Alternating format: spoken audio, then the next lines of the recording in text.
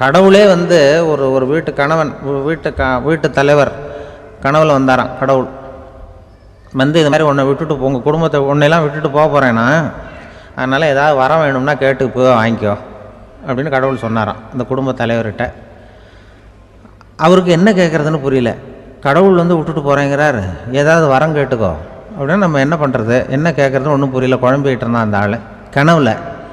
இப்போ கடவுள் சொன்னாரா, சரி நீ ரொம்ப குழப்பமாக இருக்க, நாளைக்கு மறுபடியும் உன் கனவில் வரேன், அதுக்குள்ளே நீ முடிவு பண்ணி வை, உனக்கு என்ன வரம் வேணுமோ கேட்டு வாங்கிக்கோ, உனக்கு வரம் கொடுத்துட்டு நான் போயிடுறேன், உன்னை விட்டுட்டு போகிறதா நான் முடிவு பண்ணிட்டேன் அப்படின்ட்டுருக்காரு கடவுள்.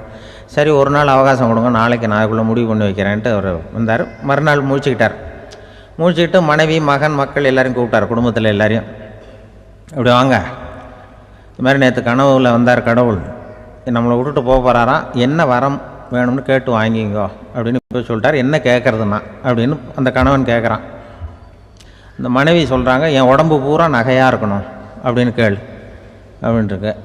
அதுக்குள்ளே அந்த ஒரு பொண்ணு ஓடி வந்து, அப்படிலாம் கேட்காதப்பா கடவுள்கிட்ட, இப்போ இருக்கிற சொத்து எவ்வளோ இருக்கோ அதுபோல் இன்னொரு பங்கு வேணும்னு கேள் அப்படின்னு. அந்த பையன் வந்து அவன் வேறு சொன்னான், அவன் அது நமக்கு வந்து இது போல் ஒரு 10 பங்காவது வேணும், 2 பங்களா கார் வேணும் அப்படின்னு அவன் ஒரு லிஸ்ட்டை கொடுத்தான். இவர் என்ன கேட்குறதுன்னு முடிவு பண்ணுறதுக்குள்ள அங்கே வேலை செய்கிற அம்மா, ஒரு வயசான அம்மா வந்திருக்கு, வேலை செய்கிற அம்மா. அது வந்து சொல்லித்தான் இவர்கிட்ட, தப்பாரு கடவுள்கிட்ட அப்படிலாம் கேட்காதப்பா, நாளைக்கு வரும்பொழுது என்ன வர வேணும்னா எங்கள் குடும்பத்தில் எல்லாரும் அன்பாக இருக்கணும் பாசமாக இருக்கணும்னு கேட்டு வாங்கிக்கோ, வரத்தை அன்பு பாசம் குடும்பத்தில் எப்போதும் நிலவணும்னு கேட்டு வாங்கிக்கோ, வேற எல்லாம் நம்ம பார்த்துக்கலான்னு இந்த பெரியம்மா சொல்லித்தான். மறுநாள் அதே மாதிரி படுத்து தூங்கினார். கடவுள் கனவுல வந்தார். வந்து கேட்கும்பொழுது இவர் சொன்னாராம், ஐயா எனக்கு வந்து எங்கள் குடும்பத்தில் நாங்கள் கணவன் மனைவி புள்ள குட்டி எல்லாம் பாசமாக இருக்கணும் அன்பாக இருக்கணும், இதுதான் எங்களுக்கு வர வேணும் அப்படின்னு கேட்டாராம்.